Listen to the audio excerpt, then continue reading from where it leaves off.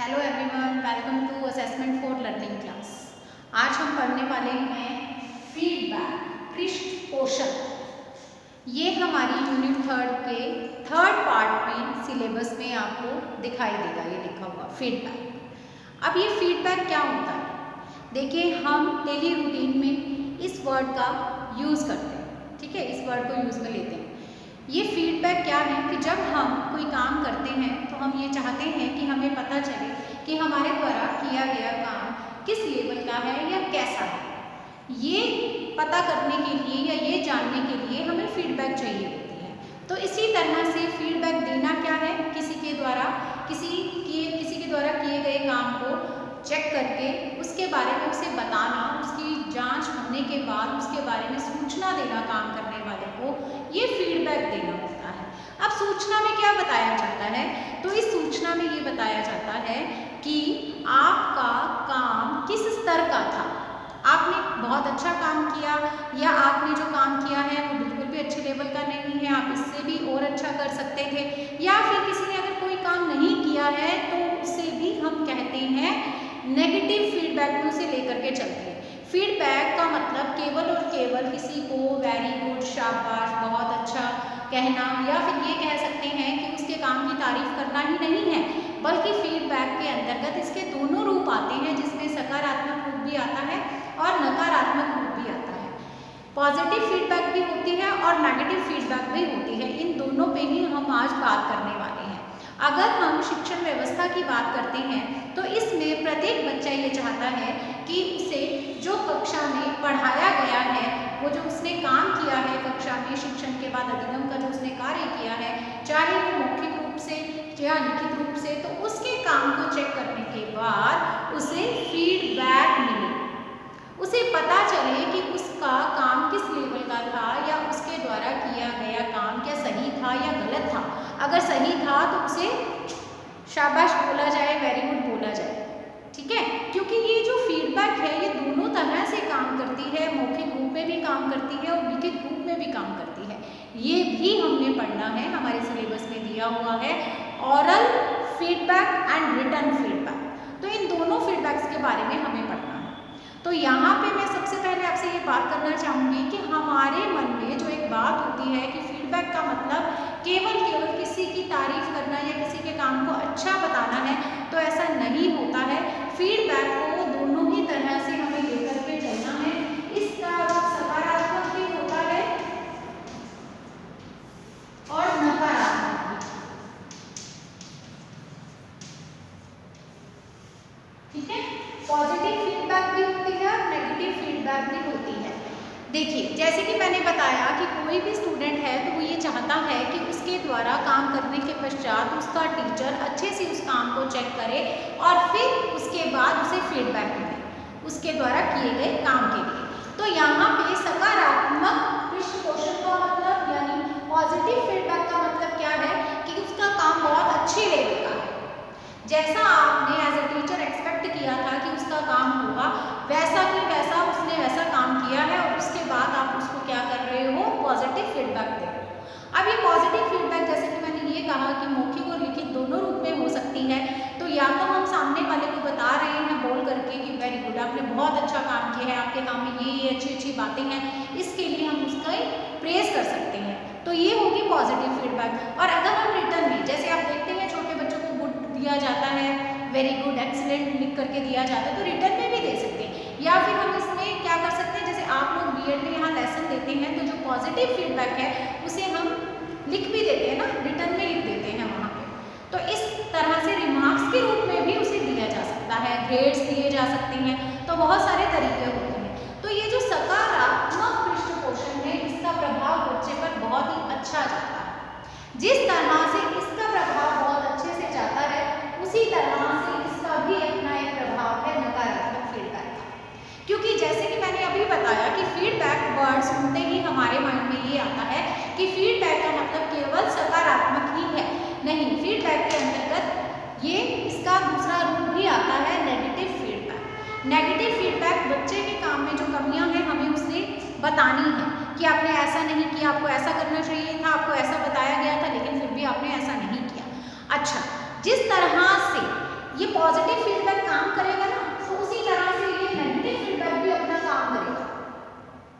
बच्चे ने जो काम किया है वो अगर अच्छे लेवल का नहीं है, आपने उसे नेगेटिव फीडबैक दिया है, तो उसके बाद अब बच्चा अगली बार उस काम को और अच्छा करेगा। अब आपके दिमाग में एक चीज़ आ रही होगी कि नहीं, अगर नेगेटिव फीडबैक दिया जाएगा, माइनस उसको कोई बिंदु लिख दिया जाएगा, कोई माइनस पॉइंट दिया जाएगा, तो इसका मतलब ये है कि बच्चा बिल्कुल ही नहीं करेगा इस काम को। हाँ, दोनों चीज़ें हैं, दोनों प्रभाव पड़ेंगे, गुण है तो दोष भी हैं, नेगेटिव फीडबैक के फायदे भी होंगे और नुकसान भी होंगे, लेकिन वो हमारा आज का टॉपिक नहीं है, वो हमारी अगली कक्षा का टॉपिक है। लेकिन यहाँ मुझे आपको ये जरूर बताना था कि नेगेटिव और पॉजिटिव दोनों तरह की फीडबैक होती है, और इसके अलावा ये जो फीडबैक है ये ऑरल तरीके से भी दी जा सकती है, और इसके अलावा ये रिटन टाइप में भी हो सकती है। ये दोनों मुझे बताने थे। लेकिन आज के टॉपिक में हमने ये जो फीडबैक क्या होता है, एक तो हमने ये जान लिया है कि फीडबैक का मतलब बच्चा ये चाहता है कि उसके काम को जांचने के बाद उसे बताया जाए कि उसके काम का लेवल क्या था, उसने क्या सही काम किया था। तो इस आधार पर उसके काम को जांचने के बाद हम डिसाइड करेंगे कि हमने उसको पॉजिटिव फीडबैक देनी है या फिर नेगेटिव फीडबैक देनी है। तो ये दोनों चीज़ें जो हम दिमाग में एक भ्रम लेकर के चलते हैं कि केवल और केवल शाबाश, वेरी गुड या फिर वेरी उसको लिख करके दे देना या मुंह से बोल देना या उसके काम की तारीफ कर देना फीडबैक देना होता है, तो नहीं, नेगेटिव फीडबैक भी होती है। ये चीज़ हमने समझ करके चलनी है, ठीक है। इसके बाद हमें ये चीज़ें समझ में आ गई कि फीडबैक क्या होता है, सकारात्मक या नकारात्मक फीडबैक क्या होता है।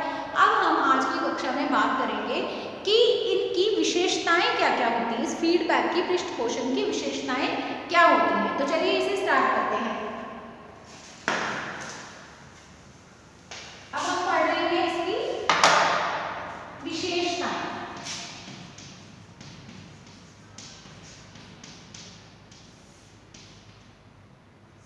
विशेषताएं जब हम देख रहे हैं तो सबसे पहला बिंदु जो इसकी विशेषता में आएगा वो है रुचिपूर्ण अधिगम।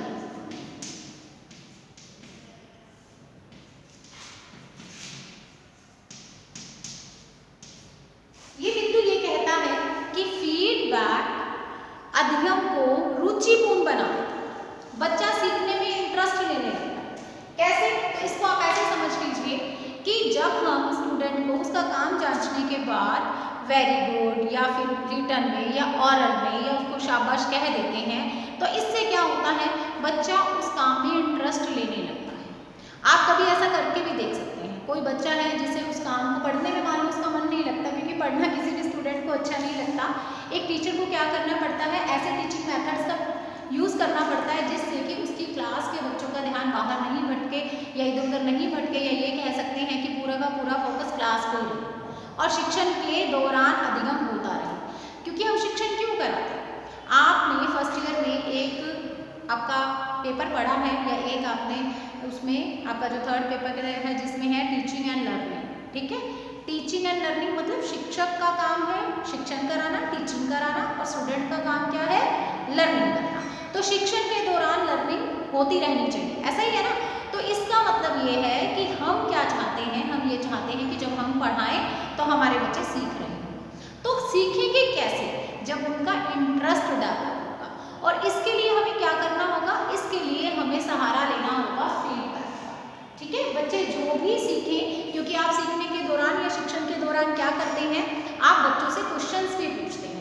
आप क्वेश्चंस के बच्चे अगर राइट आंसर दे रहे हैं तो उस दौरान आप क्या करें, आप बच्चों की प्रेज भी करें, ठीक है। अगर राइट आंसर्स दे रहे हैं तो उन्हें सकारात्मक पृष्ठपोषण दे दीजिए, और अगर वो रॉन्ग आंसर्स दे रहे हैं तब भी आप उनको नकारात्मक पृष्ठपोषण या फिर नेगेटिव फीडबैक दे सकते हैं, ठीक है। ऐसा भी आप कर सकते हैं। तो यहाँ पे ये जो दोनों ही प्रकार का जो आपका फीडबैक होगा, उससे बच्चों का पढ़ने में इंटरेस्ट डेवलप होगा। जैसे अगर पॉजिटिव मिला तो इसका मतलब ये है कि वो अगली बार फिर से आपसे पॉजिटिव फीडबैक लेने के लिए फटाफट से जो है अपना पूरा ध्यान उस पर ही लगाएगा, या फिर जैसे आप प्रश्न पूछेंगे तो फटाक से वो उसका उत्तर, क्योंकि पहले पढ़ेगा तो उत्तर आता होगा, तो पूरी फोकस लगा करके पढ़ेगा कि ठीक है, मैम ने मुझे एक बार या सर ने मुझे एक बार शाबाश कहा है या मुझे वेरी गुड दिया है, तो इसका मतलब ये है कि मुझे फिर से और भी ज़्यादा क्वेश्चंस के आंसर देने हैं। तो उसके लिए वो क्या होगा, वो प्रेरित होगा, ठीक है, इंटरेस्ट लेगा टीचिंग में। अब आप देखिए, अगर आपके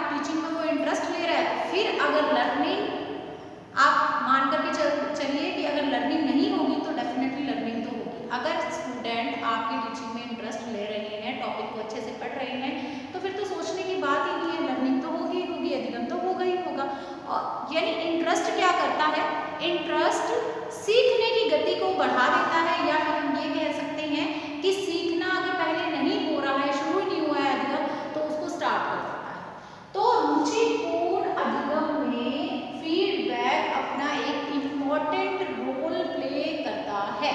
आप ये करके देखें, आप अपनी कक्षा में पढ़ाने के दौरान, अपने शिक्षण के दौरान बच्चों से प्रश्न पूछें, प्रश्न पूछने के बाद बच्चों को आप फीडबैक दें, वेरी गुड, अगर सही आंसर दिया तो वेरी गुड, आपने बिल्कुल सही बताया, बच्चा इसमें इतना खुश हो जाएगा कि उसके बाद आप जो भी पढ़ाएंगे ना नेक्स्ट क्लास में या उसी क्लास में, बच्चा उसको पूरे फोकस के साथ, इंटरेस्ट के साथ पढ़ेगा, ठीक है। और अगर नेगेटिव फीडबैक देंगे तब भी इसका असर दिखाई देगा। अगर आपने बच्चे को मान लो नेगेटिव फीडबैक दिया है, तो अब अगली बार बच्चा फिर से नेगेटिव फीडबैक नहीं लेना चाहता, इसलिए वो क्या करेगा, फिर इंटरेस्ट लेगा कि ठीक है, अभी मेरे से क्वेश्चन पूछा, मैं आंसर नहीं दे पाया या मैंने गलत आंसर दिया जिसके चलते मुझे नेगेटिव फीडबैक मिला है, तो अब अगली बार मुझे नेगेटिव फीडबैक नहीं लेना है, अब मैं पढ़ूंगा, अब मैं ध्यान में अपना कक्षा में रखूंगा। या फिर ये कह सकते हैं कि अब जब मुझसे प्रश्न पूछा जाएगा तो मैंने उस प्रश्न का सही उत्तर देना है, मैंने अगली बार नेगेटिव फीडबैक नहीं लेना। बात समझ गए हैं ना? तो बस ये इंटरेस्ट डेवलप करने का काम कौन करता है, फीडबैक करता है। ये हो गया हमारा पहला बिंदु या हमारी पहली विशेषता। अब इसकी दूसरी विशेषता की बात करते हैं। तो इसकी दूसरी विशेषता में जो चीज आती है वो है मनोवैज्ञानिक प्रक्रिया।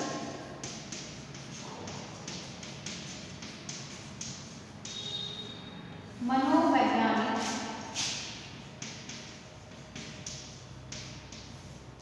प्रक्रिया। सबसे पहले तो इस प्रक्रिया शब्द को समझ लीजिए स्टूडेंट्स।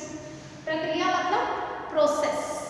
प्रोसेस जैसे कि मैंने ये बताया कि आपका ये जो काम है या ये जो प्रोसेस है वो कहाँ से स्टार्ट होती है, जब आप बच्चे को शिक्षण कराते हैं, ठीक है।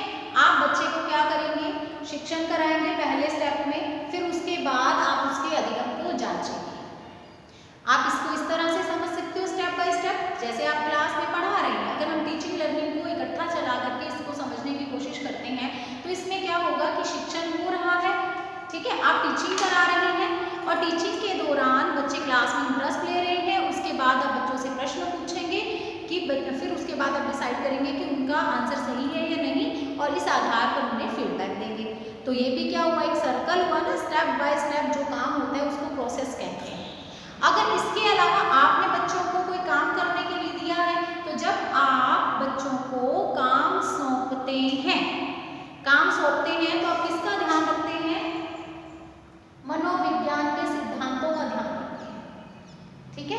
पहले वाले में भी ऐसा होता है, जैसे मैंने ये भी बताया ना आपको कि जब आप शिक्षण कराते हैं, शिक्षण के बाद आप बच्चों से प्रश्न पूछते हैं, तो इसमें भी आप मनोविज्ञान के सिद्धांतों का ध्यान रखते हैं, क्योंकि ये जो हमारी शिक्षण की विधियां हैं या हमारे जो टीचिंग मेथड्स हैं, ये मनोविज्ञान की ही तो देन है। हमें कक्षा में इस तरह से पढ़ाना है जिससे कि हमारे कक्षा के बच्चों का, विद्यार्थियों का ध्यान बाहर नहीं भटके, इधर उधर नहीं भटके, बल्कि पूरा का पूरा ध्यान टीचिंग पर, हमारी टीचिंग पर ही रहे, ताकि अधिगम हो सके। तो मनोविज्ञान ने ही तो हमें ये टीचिंग मेथड्स दिए हैं।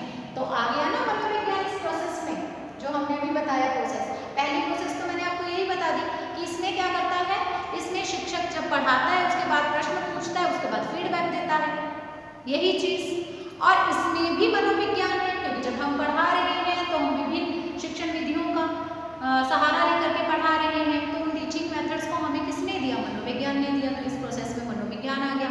दूसरा तरीका मैंने आपको बताया है कि आपने बच्चों को कोई काम दिया करने के लिए, ठीक है। अब जब आप काम देंगे ना, तब भी आप क्या करेंगे, मनोविज्ञान के सिद्धांतों की पालना करेंगे, ठीक है। काम देंगे तो बच्चे की आयु, लिंग, बच्चे की शारीरिक क्षमता, बच्चे की बुद्धि, बच्चे की योग्यता, बच्चे की रुचि, बच्चे की अभिवृत्ति, इन सब चीज़ों का ध्यान रख करके फिर उसे काम देंगे। तो यहाँ पे भी दूसरे वाले काम में भी, यानी दूसरे वाले तरीके में भी मनोविज्ञान आ गया। उसके बाद आप क्या करेंगे, उसके बाद जब आपने काम दे दिया है, बच्चा उस काम को करेगा और फिर आप उसको अच्छे से जांचेंगे। दूसरे वाले तरीके में बता रही हूँ, आप उसको अच्छे से जांचेंगे। तो जांचने में क्या होता है, जांचने में भी आप मनोविज्ञान के सिद्धांतों की पालना करेंगे, क्योंकि मनोविज्ञान ही तो है कि आप जब भी मूल्यांकन करें तो पूरी तरह से वस्तुनिष्ठ होकर के करें, ऑब्जेक्टिविटी के साथ करें, ना कि सब्जेक्टिविटी के साथ। आपकी अगर किसी बच्चे से कोई पर्सनल प्रॉब्लम रही है या फिर बच्चे को आपसे कोई पर्सनल आपका कोई इशू रहा है उसके साथ, तो आपने उस इशू को अपनी मूल्यांकन प्रक्रिया में नहीं आने देना। आपके जो आपके ऊपर जो बच्चे का वो नेगेटिव प्रभाव अगर पहली बार पड़ा है तो मूल्यांकन में उसका प्रभाव नहीं आना चाहिए।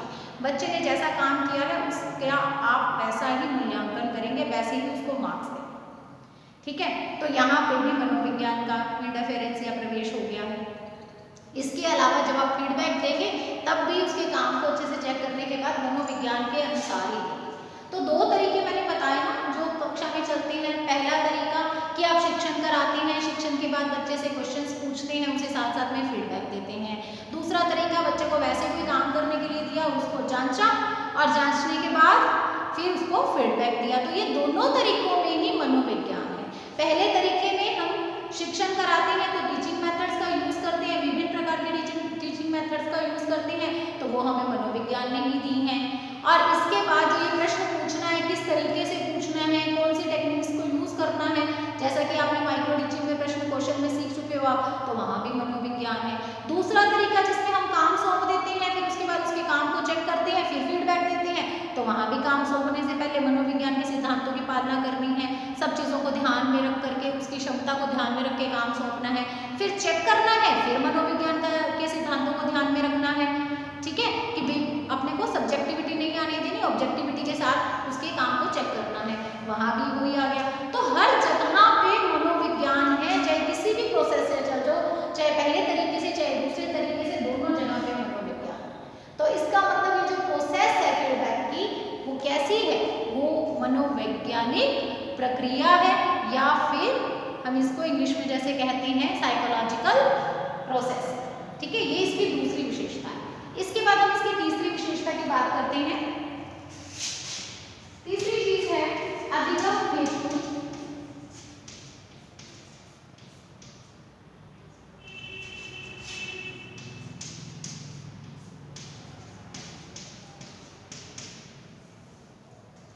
प्रेरणा। अधिगम हेतु प्रेरणा। अधिगम हेतु प्रेरणा का मतलब क्या है स्टूडेंट्स? तो यहाँ पे सीखने के लिए, अधिगम के लिए बच्चे को प्रेरित करने की बात होती है। तो देखिए, जब बच्चे को आप फीडबैक देंगे ना, बच्चे को आप क्या करेंगे, पृष्ठ पोषण देंगे, उसके काम की तारीफ करेंगे अगर काम अच्छा है, और अगर काम अच्छा नहीं है तो आप उसको नेगेटिव फीडबैक देंगे। तो इससे क्या होगा, बच्चा सीखने के लिए प्रेरित होगा। अगर उसने अच्छा काम किया है, आपने उसके काम की प्रेज कर दी है, तो अब बच्चा उस काम को और भी अच्छे से करके लाएगा अगली बार, या फिर नेक्स्ट जो वर्क है उसका अगला जो काम है उसको और भी अच्छे तरीके से करेगा, क्योंकि बच्चे को खुशी हुई आपकी फीडबैक से। और अगर बच्चे ने इस बार काम अच्छा नहीं किया और आपने उसको नेगेटिव फीडबैक दिया है, तब भी वो अगली बार नेगेटिव फीडबैक नहीं लेना चाहेगा, वो अब प्रेरित होगा कि नेक्स्ट टाइम मुझे डांट नहीं खानी है, या मुझे नेगेटिव फीडबैक नहीं चाहिए, चाहे वो ओरल में मिला हो चाहे वो रिटन में मिला हो, वो प्रयास करेगा कि नेक्स्ट टाइम वो अच्छा है। ठीक है, तो इससे हम एक विशेषता इसकी ये भी लेकर के चलते हैं, जो कि मुझे लगता है बहुत ही इंपॉर्टेंट है, कि ये अधिगम के लिए बच्चों को प्रेरित करने वाली प्रक्रिया है। इसके बाद जो हमारा अगला बिंदु है वो है अधिगम गति में सुधार।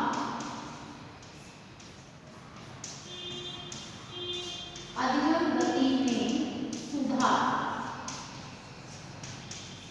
सुधार का मतलब जो पहले स्लो है, अब उसको स्पीड को क्या करना है, तीव्र करना है, तेज करना है। तो यहाँ पे ये देख लीजिए, अगर कोई बच्चा क्लास में बहुत ही स्लो लर्नर है, धीरे धीरे सीख रहा है, या हम इसको एक ही सीन में फिट करना चाहें, तो हम मान लो घर पे अगर किसी बच्चे को पढ़ा करके देख लेना, वो बहुत ही धीरे धीरे याद करता है, फास्टली किसी काम को नहीं कर पाता है, ये जल्दी याद नहीं कर रहा, तो इसका मतलब क्या है कि उसका इंटरेस्ट नहीं डेवलप हो रहा। तो आप क्या करें, विभिन्न टीचिंग मेथड्स का यूज़ करते हुए, शिक्षण विधियों का यूज़ करते हुए उसको अलग तरीके से थोड़ा सा पढ़ाएं, उस मोटिवेट करें सीखने के लिए, वो सीखे, उसके बाद उसको क्या करें, उससे प्रश्न पूछें, या फिर आप सुन रहे हो चाहे उसे लिखवा रहे हो, उसके बाद उसने जैसा भी काम किया ना उसकी थोड़ा सा उसको पॉजिटिव फीडबैक दे दिया। आप उस पर असर देखेंगे विदिन कुछ मिनट्स के अंदर। अब जब अगला स्टेप या अगला क्वेश्चन देंगे ना याद करने के लिए, तो देखना उसकी स्पीड ज़्यादा हो जाएगी। जब जो काम उसने पहले ज़्यादा टाइम में किया है, अब कम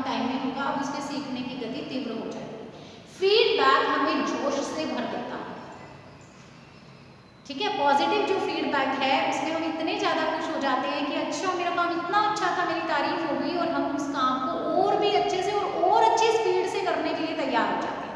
तो एक विशेषता ये है कि ये बच्चों की अधिक गति में सुधार करता है। अब नेक्स्ट बिंदु हमारा या नेक्स्ट विशेषता हमारी कौन सी है? सामाजिक क्रियाओं की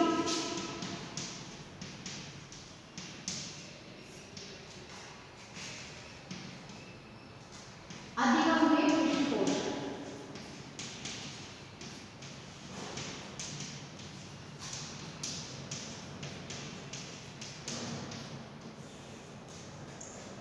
सामाजिक क्रियाओं के अधिगम में पृष्ठपोषण। तो देखिए स्टूडेंट्स, सामाजिक क्रियाएं कौन कौन सी होती हैं? तो सामाजिक क्रियाएं जो समाज के प्रति जो भी काम किया जाता है, समाज में रहकर जो काम किया जाता है, वो क्या है? सामाजिक क्रियाओं में आएगी वो क्रियाएं हमारी। तो देखिए समाज का निर्माण, बहुत बार हम इस चीज को जान चुके हैं, समाज का निर्माण सबसे छोटी इकाई समाज की क्या है? तो वो है, उसकी शुरुआत कहाँ से होती है समाज की? तो मानव से होती है, ठीक है। और सबसे छोटी इकाई पूछी जाए तो परिवार है, यानी परिवार भी समाज का ही एक अंग होता है। इसके बाद जो जिसका स्थान आता है वो आता है पास पड़ोस का समाज के अंतर्गत। इसके अलावा समाज में बच्चा जन्म लेता है तो सबसे पहले परिवार के संपर्क में, उसके बाद पास पड़ोस के संपर्क में, और उसके बाद जैसे वो विद्यालय जाता है तो विद्यालय भी समाज का ही एक अंग है। हम यहाँ पे जब सामाजिक क्रियाओं की बात कर रहे हैं तो विद्यालय के बालकों को सबसे पहले जैसे हमें क्या करना है? समाज का एक योग्य नागरिक बनाना है। आपको पता है शिक्षा का एक उद्देश्य है बालक को योग्य नागरिक बनाना भी है। बालक को समाज का हम ये कह सकते हैं कर्तव्यनिष्ठ नागरिक बनाना शिक्षा का उद्देश्य है। तो इसके लिए विद्यालय कह लो या फिर शिक्षक कह लो प्रयास करता है। शिक्षा, क्योंकि शिक्षा देने का कार्य किसके द्वारा किया जा रहा है? शिक्षक के द्वारा, तो शिक्षक इसका प्रयास करता है।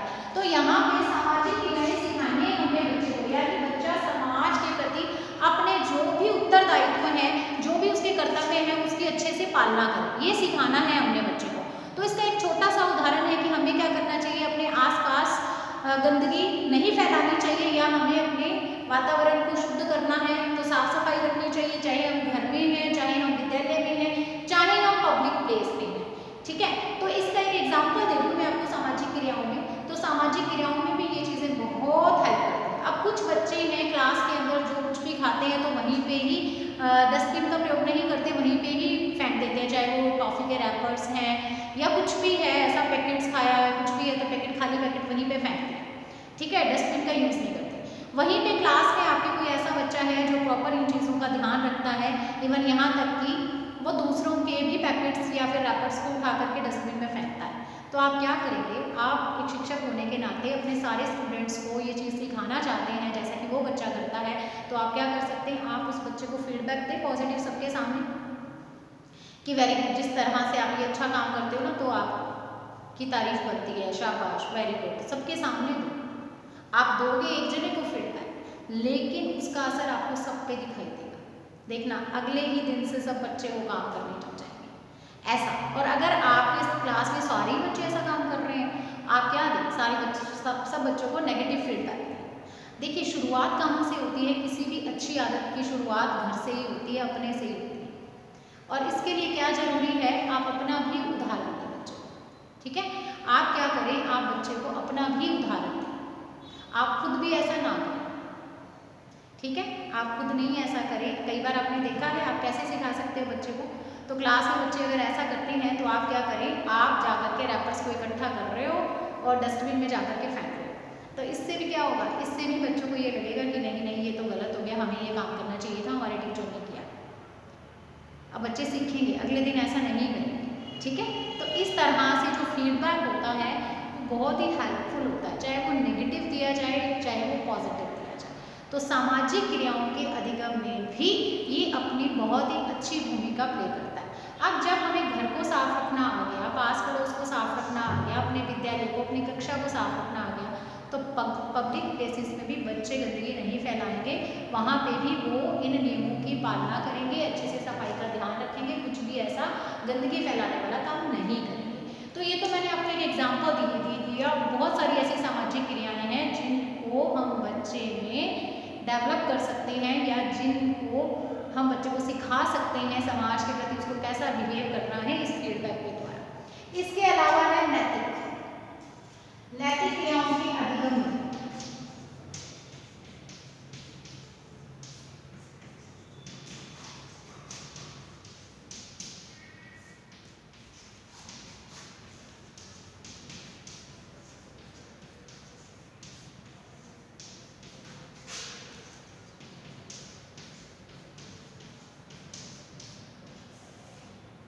नैतिक क्रियाओं के अधिगम में पृष्ठपोषण, जिस तरह से सामाजिक क्रियाएं होती हैं, समाज के प्रति अपने उत्तरदायित्वों की पालना करना, उसी तरह से नैतिक शब्द पे थोड़ा सा ध्यान दे दीजिए।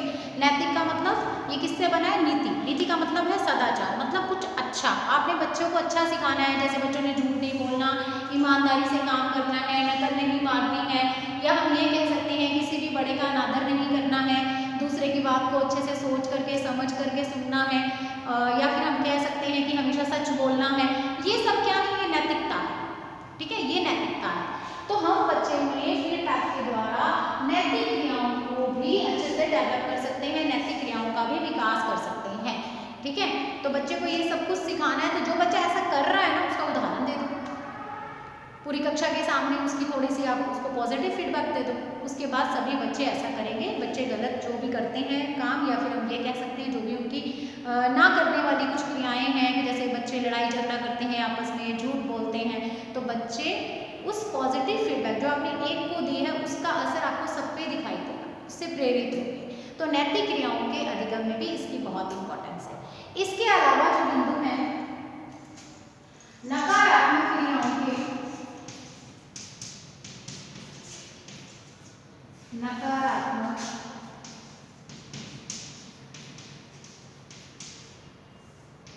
क्रियाओं के उन्मूलन में सहायक। नकारात्मक क्रियाएं मतलब जो बच्चे मिस्टेक्स कर रहे हैं, अगर आप उनकी मिस्टेक्स के लिए या उनकी गलतियों के लिए, या जो क्रियाएं आप नहीं चाहते कि आपके स्टूडेंट्स करें, वो गलत कुछ कर रहे हैं, उसको आप सही करवाने के लिए उन्हें अगर नकारात्मक पृष्ठपोषण दे रहे हैं, नेगेटिव फीडबैक दे रहे हैं, तो बच्चा अगले बार उस काम को नहीं करेगा। ठीक है, चाहे आप ओरल में दे रहे हैं या आप रिटर्न में दे रहे हैं, क्योंकि एक शिक्षक का तरीका होता है। ऐसा नहीं है कि आप नेगेटिव को फीडबैक के जरिए आप क्या करेंगे कि उसको मारने लग जाएंगे, ऐसा नहीं। आपने हाथ नहीं उठाना है बच्चे पर। बहुत सारे तरीके हैं फीडबैक के, जैसे कि आप वर्बली उसको इस तरीके से कहें कि उसको समझ में आ जाए, अगली बार वो वैसा ना करें। मारने वाला काम नहीं करना है। तो इस तरह से एक विशेषता ये भी है कि ये क्या करता है, नकारात्मक या फिर जो गलत क्रियाएं बच्चे कर रहे हैं उनका उन्मूलन मतलब जड़ से उखाड़ फेंकना या फिर उसको रोकना, उसकी बात हो रही है, तो उसमें भी फीडबैक हेल्प करता है। ठीक है, इसके अलावा हमारा लास्ट बिंदु है प्रभावी अधिगम प्रक्रिया।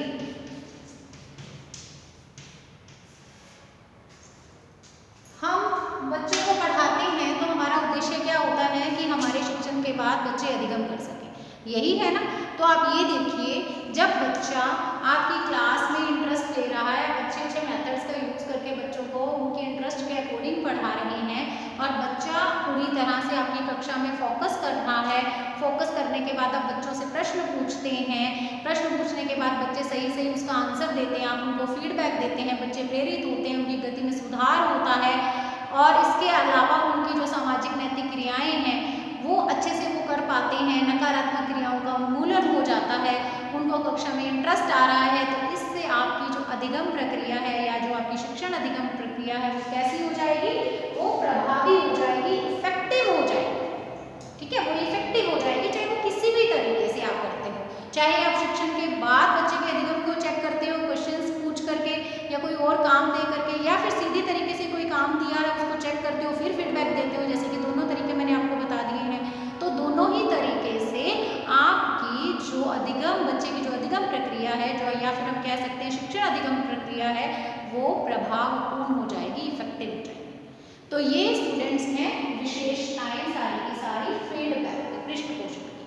अब हम अगली कक्षा में लिखित पृष्ठ पोषण और मौखिक पृष्ठ पोषण को अलग अलग करके पढ़ेंगे। तो अब हम मिलेंगे अगली कक्षा में। God bless you. जय हिंद।